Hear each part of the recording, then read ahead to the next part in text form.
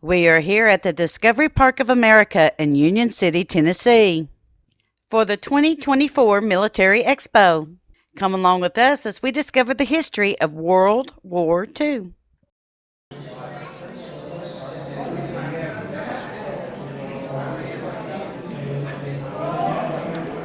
World War II, global conflict, global devastation. The world descends into chaos. Just 20 years after the end of the First World War, social and political unrest unplugged the entire globe into another costly and catastrophic conflict.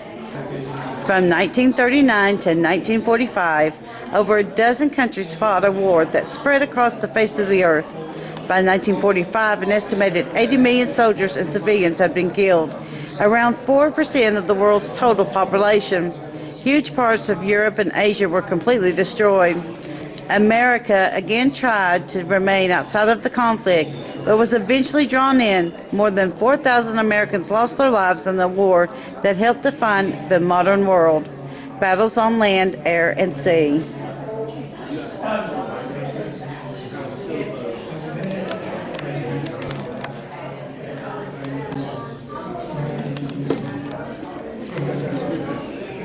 Fighting the war, machine guns. The Vickers machine gun first became the British Army's standard machine gun during World War II. It proved to be a reliable weapon that rarely jammed with water-cooled barrel system to prevent overheating. It could get wet, dirty, or muddy, and remain as effective as the day it left the factory. British Mark I machine gun, 1942, by Vickers Limited Manufacturer, DPA Collection, 2010.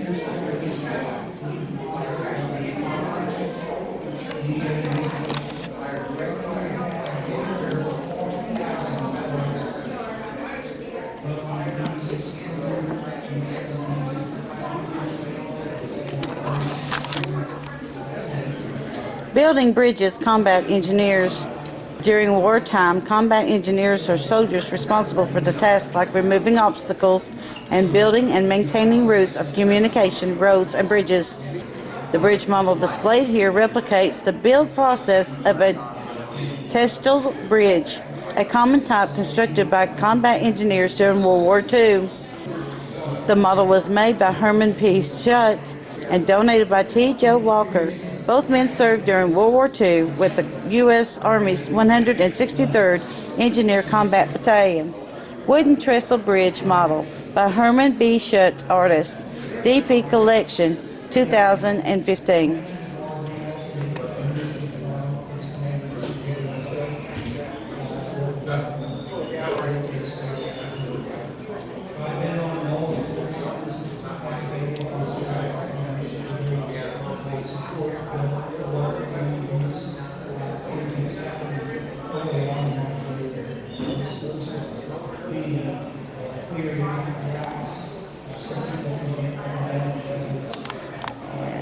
There's another bridge.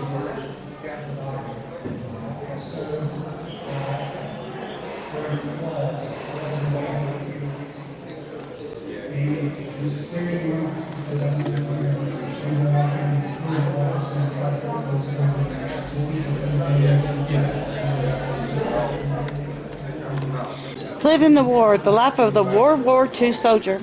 The World War II was fought in cities and jungles on the sea and in air.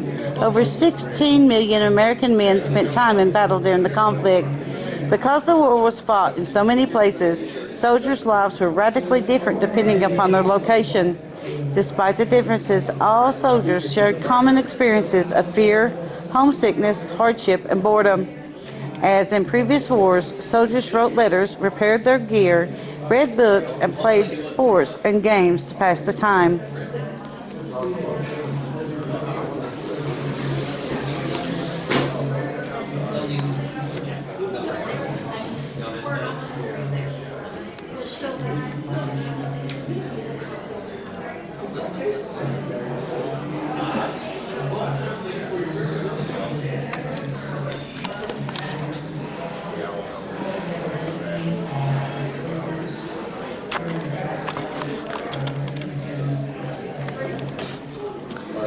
Number 1 is a first aid pouch. Number 2 is a Carlisle model first aid packet. So that's the first aid packet right there. Number 3 is a pocket Bible belonging to First Lieutenant Edward Leon Jessup of Union City, Tennessee, U.S. Army Air Force. So there is his Bible. See if we can close in on it a little bit.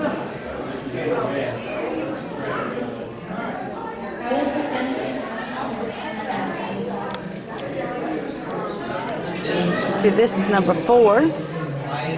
According to this, it's the U.S. Army sewing kit. So this is the whole thing right here. There's your sewing kit. Number 5 is the pillow, which is a Sweetheart pillowcase from Camp Wheeler, Georgia. Number 6, we have the letters. And their correspondence letters to First Lieutenant Edward Leon Jessup of Union City, Tennessee, U.S. Army Air Force.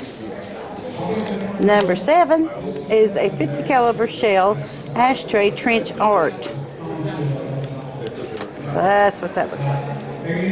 And number 8 is a 30 caliber model 139 shell trench art. All right.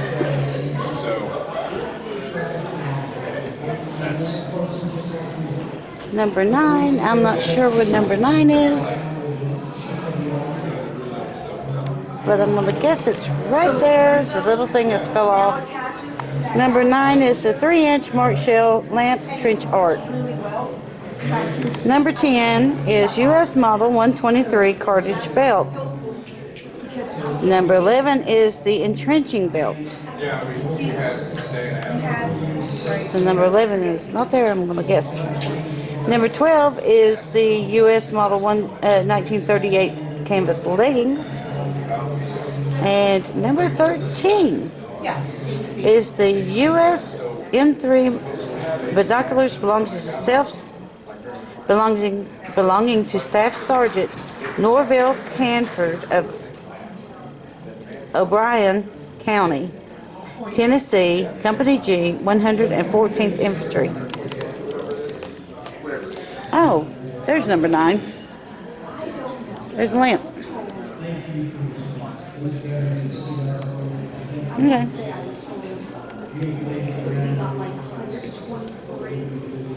So this is a scale of it's a scale of 3/4 of an inch to a foot. It's a single lane timber trestle bridge, weight limit 57 tons, span 15 feet.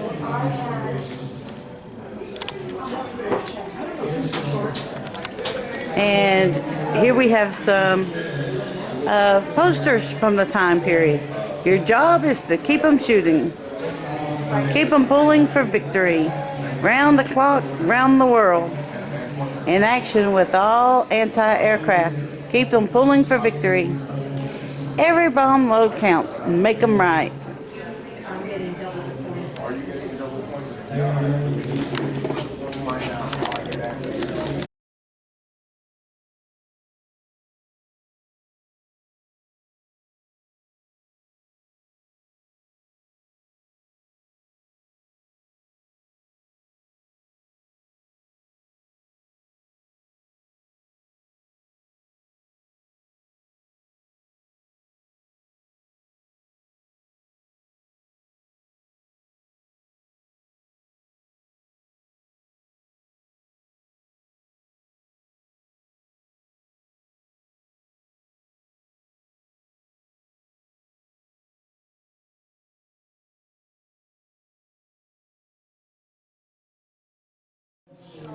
That is the Bouncing Betty mine.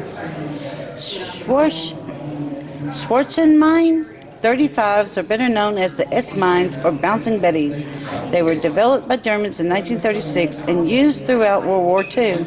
When triggered, one detonation propelled the mine several feet into the air, where a separate detonation exploded it. The mines were filled with metal shrapnel that was often sprayed over one. The mines were filled with metal shrapnel that was often sprayed over 200 yards. German Bouncing Betty S mine. Okay, number 10. That's right here. Number 10 is the German Model 24 stick grenade. And number 11 is the Model 39 Indegrante egg hand grenade. Wow. Number 12. Let's see where number 12 is. Oh, I'm sorry. Number 11 is the Model 39 Indegrante egg hand grenade. So that was the egg grenade. German Model MG-15 machine gun. It's right there.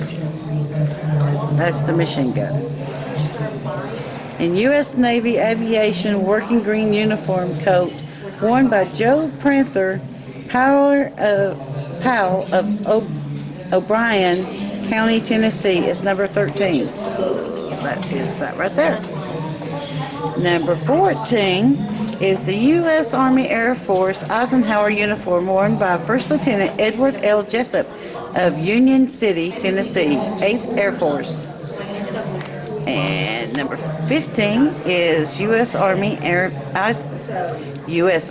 Eisenhower field uniform worn by Staff Sergeant Norville Cranville of O'Brien County, Tennessee, Company G, 114th Infantry.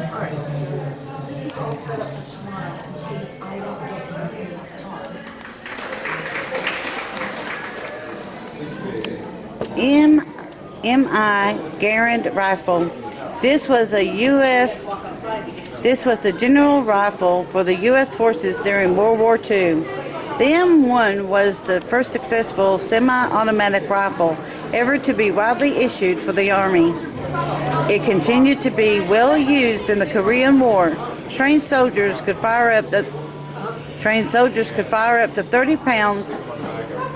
Trained soldiers could fire up to 30 rounds per minute over long periods of time. By the time it was retired from service, over 6 million MR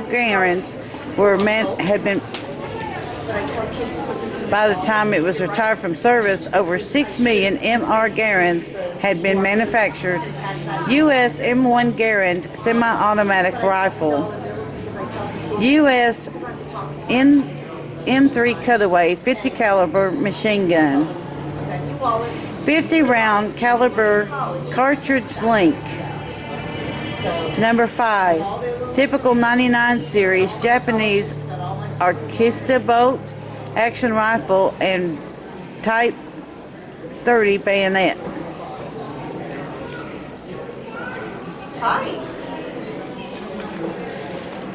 Number 6, Mark Britton Bren light machine gun. Number 7, Filipino modified U.S. Marine Ka bar knife. U.S. Mk2 fragmentation pineapple hand grenade. Flamethrower. Flamethrowers were widely used in the Pacific to clear Japanese bunkers and tunnels. Weighing almost 70 pounds, it was meant to be carried like a backpack and could shoot flaming liquid up to 130 feet. A total of 24,000 M2s were made over the course of the war. Fanning yourself when you're hot. Look at all those bullets.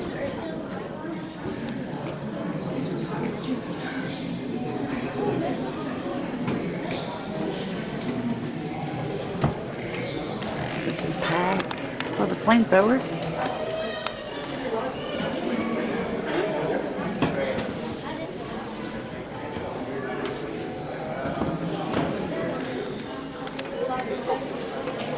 This is the Mark 16C mine. The U.S. Navy used Mark 16C mines throughout World War II. The mines were filled with 600 pounds of highly explosive compound known as Torpex. They were triggered by impact. I mean, I do it.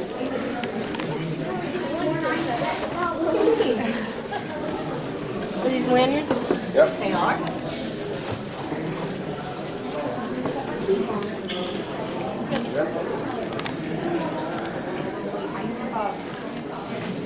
because that was one of the things that I had to request before I could take the class. I had access to Intel and access to ABC. Well, that's interesting. Yeah. You just have to ask, Mesmer,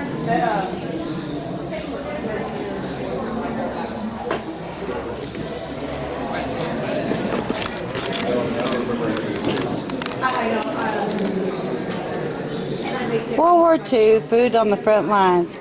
As World War II soldiers were fed hot meals from the field kitchen whenever, as in World War II, U.S. soldiers were fed hot meals from a field kitchen whenever possible.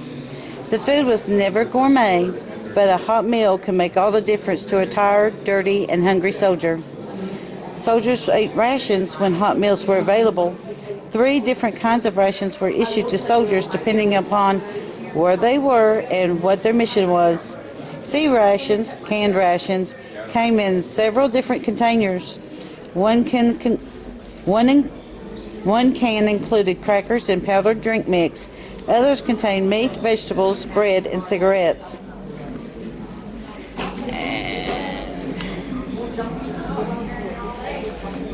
Types of rations. Most common type of ration to be carried in paratroopers' pockets, only used in emergency situations. Types of rations. Sea rations. Most common type of ration, canned meat and vegetable, bread, crackers, coffee, chocolate bar, cigarettes, and chewing gum. K rations, to be carried by paratroopers' pockets, canned meat, crackers, candy bars, cigarettes, coffee, and sugar. D rations, only used in emergency situations, small chocolate and oatmeal energy bar, first of its kind.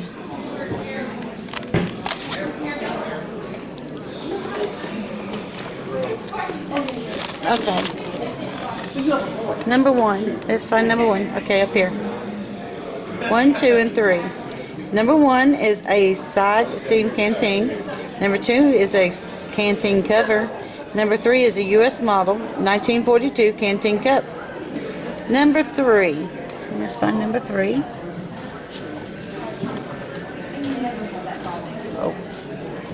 Oh, sorry. Number 4. And number 4 is over here with the breakfast bar. You can see it right here. U.S. Army breakfast K ration. Number 5. Number 5 is right here. That's number 5. U.S. Army B Unit C ration. Number 6 is a meat can. And we see it right there. Number 6. The meat can. Number 7 is a model spoon. Right there it is. Number 8 is a U.S. Corps A-class. Okay, it's over here. It's a U.S. Army Air Corps A-class Eisenhower uniform. Number 9 is a jacket. It was a U.S. Women's Army Corps jacket worn by Sergeant Myrna L. Hill, Chemical Warfare Service. Number 10 is right there. And it's a M1 helmet with liner. Number 11 is a Royal Air Force slouch hat. Number 12 is the U.S. Army Air Force B-5 pneumatic life vest preserver. That's that right there. Now we're getting into the spy section. Spy versus spy. Sending secret messages. Cipher machines. Let's see if we can see. We're going to be reading here. Cipher machines were cipher machines like the ones in front of you were used throughout World War II to encode and decode messages. The U.S. military used cipher machines called M209 by the Army and CSP 1500 by the Navy. The devices were small, lightweight, and did not rely on electricity, an important feature for the battlefield. They worked by swapping one letter for another as determined by a mathematical formula that came out, looked like nonsense, but actually critical information. Germans used cipher machines codenamed Enigma. The Allies broke the Enigma code early in the war. which became a distinct advantage.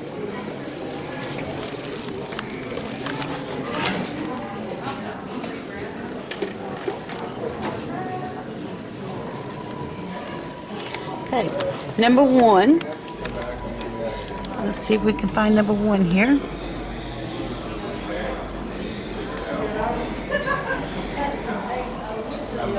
Is a U.S. Army M209 cipher machine and carrying case. I guess it's that right there. Number two is the TM 11380 War Department Technical Manual. That's that right there. Number three is the U.S. Army Signal Corps M210 Message Book. Number three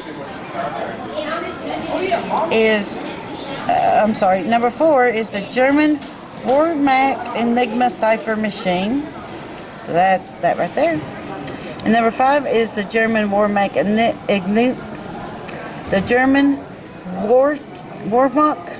Enigma Cipher Machine Manual.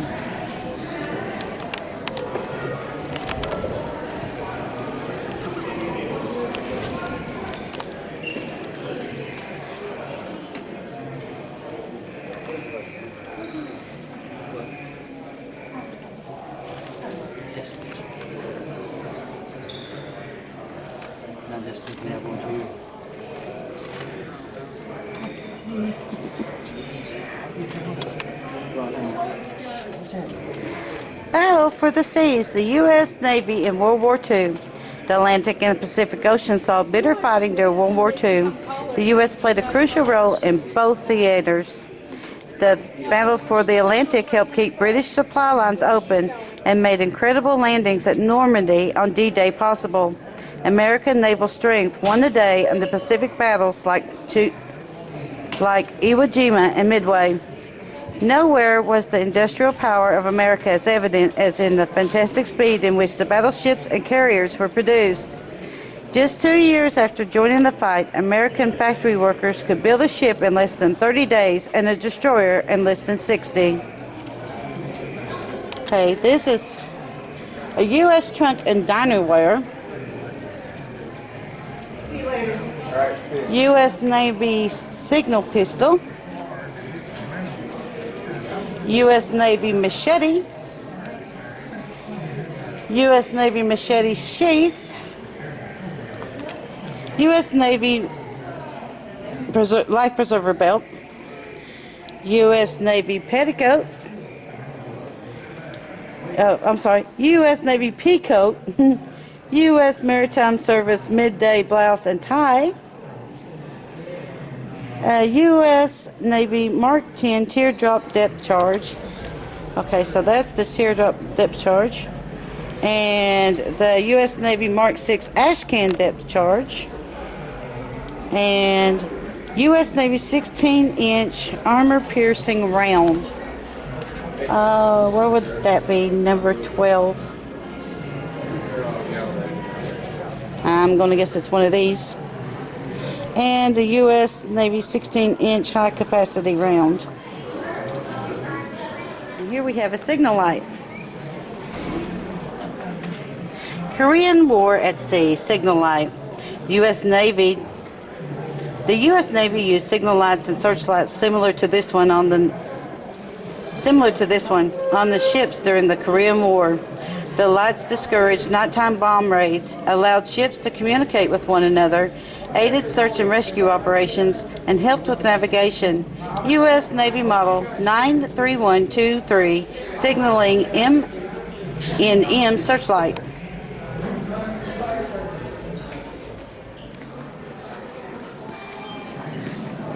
Breaking the code.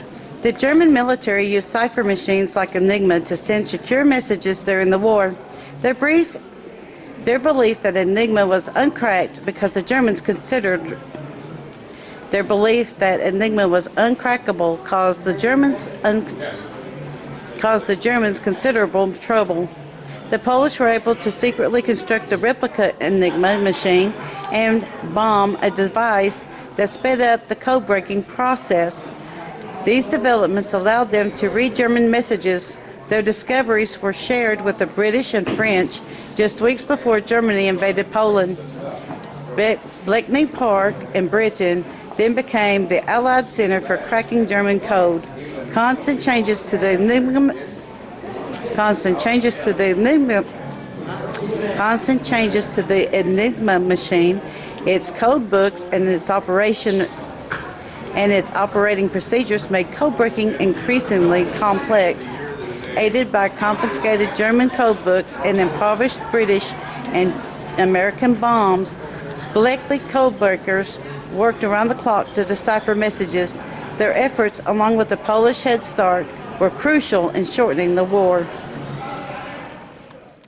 We would like to thank the Discovery Park of America in Union City for their hospitality during the 2024 Military Expo. Please be sure when you're in the area to stop in and catch a glimpse of our nation's history. We thank you for supporting Kentucky Tennessee Living as we are discovering the mysteries that are hidden within our history.